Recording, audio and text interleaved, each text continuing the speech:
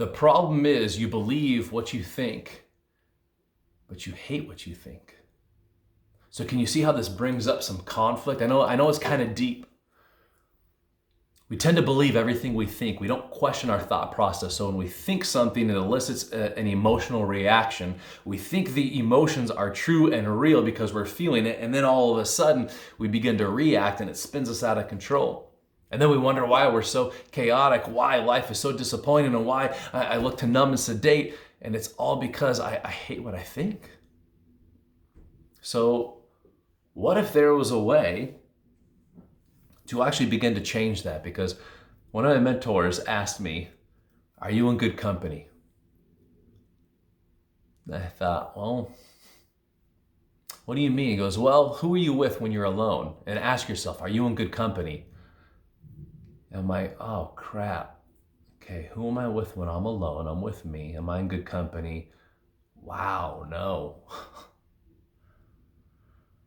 And the problem is I didn't know there was a version of me that I could love. I didn't know there was a version of me that actually could fulfill all of my expectations above and beyond and totally accept all my failures and actually look forward to them. And that didn't really start to happen until I began to question what I thought. And then once I began to question what I thought, I started to put it on paper. And I would ask myself, why do I think this is true? And then what was incredible is my brain would show all the reasons why it thought it was true. And so many made me laugh out loud. And I started asking different questions. Well, what else could this mean? Or, well, do I know this 100% to be true? Because what if I'm actually bringing my own dialogue and my own story into this, but I'm skewing them as facts?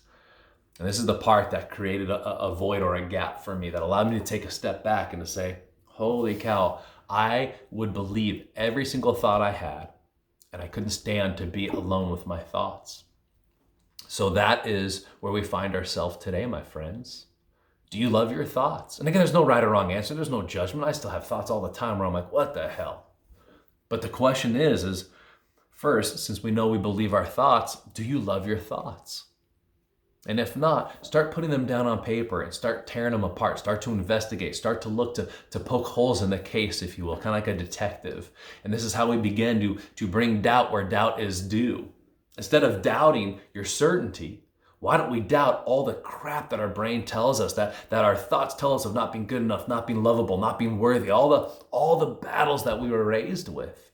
Those are the thoughts that I want to encourage you to start to doubt. Because once we start doubting and creating holes in these storylines, we find out, oh my gosh, everybody else is struggling with the same thing I am.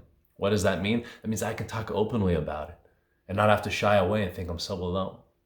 So today's question is how can you challenge your thoughts so you begin to love your thoughts so you can actually choose to enjoy what you believe?